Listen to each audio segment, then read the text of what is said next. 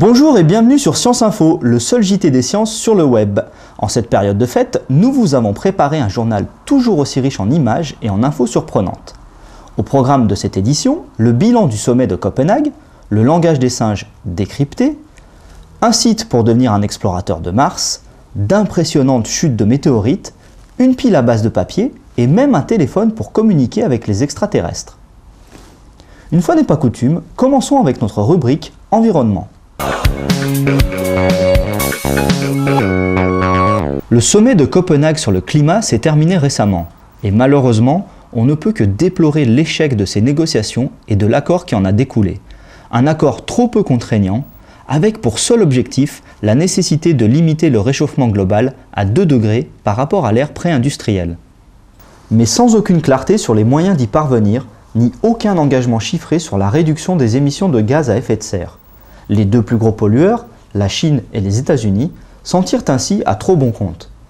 Le sommet aura cependant été l'occasion d'établir un bilan clair de notre climat, notamment par le biais d'impressionnantes modélisations, comme le projet Science on a Sphere, réalisé par des scientifiques américains.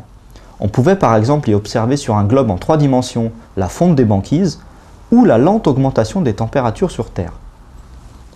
La prochaine grosse réunion sur le climat aura lieu à Mexico en novembre 2010. Espérons pour la planète qu'elle aboutira à de meilleurs accords que Copenhague. Enchaînons avec notre rubrique Zoologie.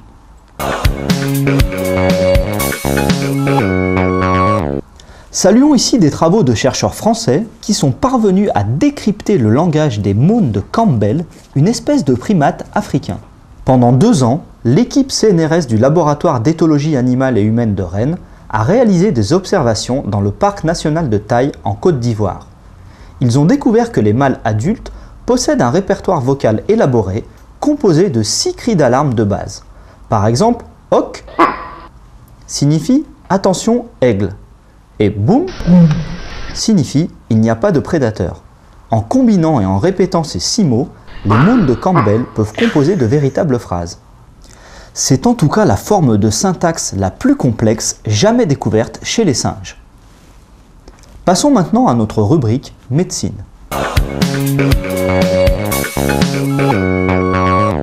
Soyons là aussi très chauvins, car cela n'arrive pas tous les jours. Un nouveau virus vient d'être identifié en France. Il s'agit du Marseille virus qui, vous l'aurez deviné, a été découvert à Marseille par l'équipe CNRS de Didier Raoult. Le Marseille virus appartient à la famille des virus géants. Il a été trouvé à l'intérieur d'une amibe, un microscopique être unicellulaire capable d'absorber toutes sortes de bactéries et de virus et qui peut provoquer des maladies. Le matériel génétique du Marseille virus est un mélange de gènes de plusieurs origines, ce qui démontre qu'à l'intérieur des amibes, des échanges de gènes entre différents virus et bactéries peuvent donner naissance à de nouveaux virus pathogènes. Enchaînons avec notre rubrique Espace.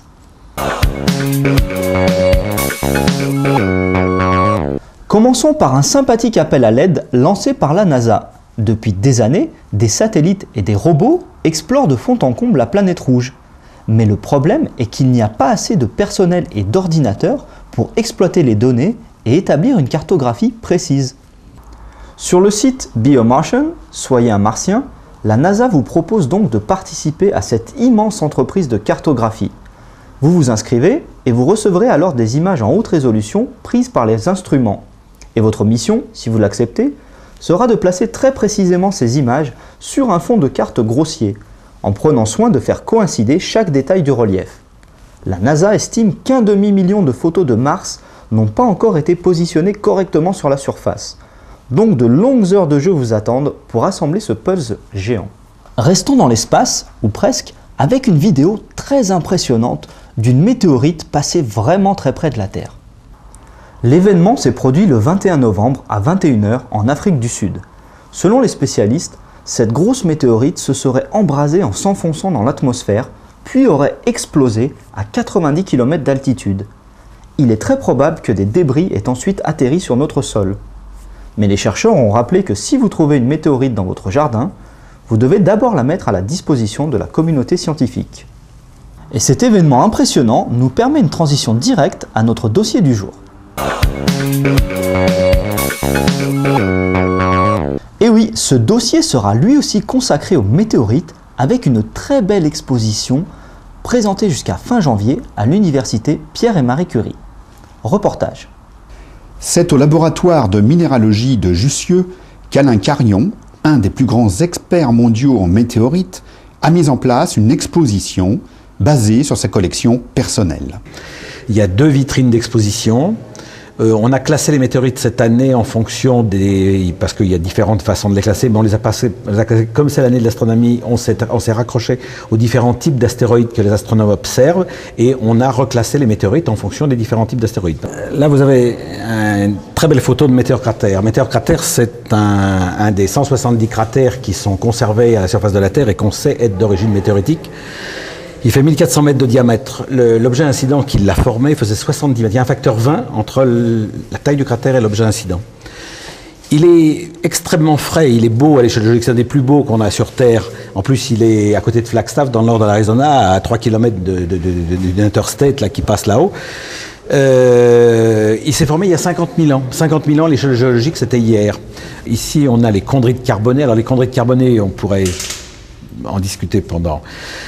C'est les chondrites les plus primitives, c'est-à-dire cette pierre-là qui est assez exceptionnelle, c'est une chondrite qui est tombée à Allende au Mexique en 1969. Il y a eu plusieurs tonnes qui sont tombées. C'était en France qu'une Madame Lévy, qui était de cette université, avait déjà montré, avant la chute de ça, par rapport à une météorite de Viggarano qui est du même type, que les inclusions blanches qui étaient dedans, les petites choses blanches, était quelque chose d'extrêmement exceptionnel et que elle avait déjà montré à l'époque, avant la chute, que c'était des objets extrêmement primitifs. Depuis, maintenant, on sait que ces inclusions blanches sont les objets solides les plus anciens que l'on peut toucher à la surface de la Terre. C'est ce qui s'est formé au tout début du système solaire. C'est les premiers éléments solides qui se sont formés, etc. 85% de ce qui tombe à la surface de la Terre, ce sont des chondrites, c'est-à-dire des météorites comme celle-ci. Il tombe, on n'a pas dit ça encore, il tombe 100 000 tonnes de météorites par an à la surface de la Terre. Sur ces 100 000 tonnes, 90% sont inférieurs au gramme. Et on trouve à peu près 200 météorites par an, à peu près de plus de... Enfin, on trouve. Il tombe 200 météorites de plus de 800 grammes à kilo, et ça peut aller plus encore. Mais la partie la plus extraordinaire de l'exposition, ce sont des morceaux de la Lune et de Mars qui sont parvenus jusqu'à nous.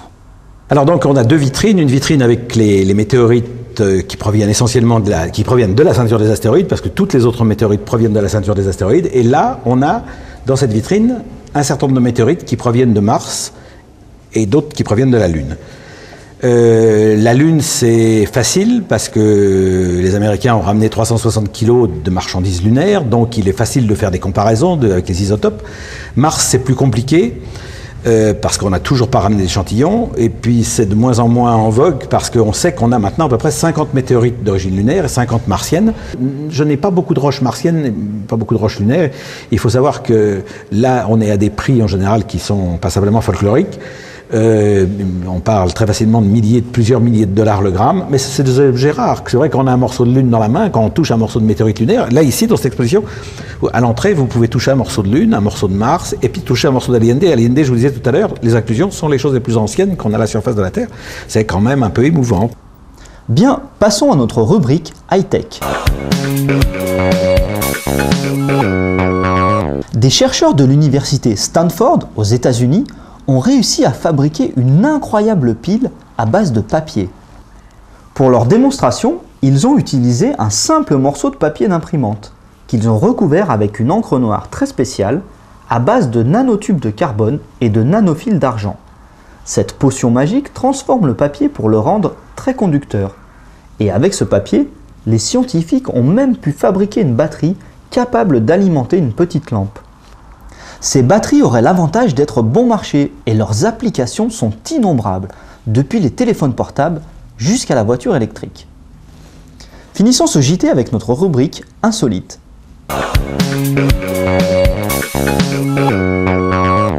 Cet insolite sera consacré à un coup de fil très particulier. Il y a 35 ans, était envoyé le tout premier message de l'humanité à destination des extraterrestres depuis l'énorme radiotélescope d'Arecibo. Pour célébrer cet événement, l'astrobiologiste Joe Davis avait donc décidé d'envoyer un nouveau message vers l'espace, mais en arrivant à Arecibo, il a découvert que l'encodeur habituellement utilisé était hors service. Il a donc eu l'idée géniale de bricoler un système pour envoyer le message à partir de son iPhone. Une histoire qui rappelle furieusement un petit extraterrestre qui lui aussi voulait téléphoner à sa maison. Reste à savoir si un jour des extraterrestres répondront à ce message depuis leur téléphone mobile spatial. Voilà, merci beaucoup de nous avoir suivis. Toute l'équipe de Science Info vous présente ses meilleurs vœux pour les fêtes et à très bientôt pour une prochaine édition.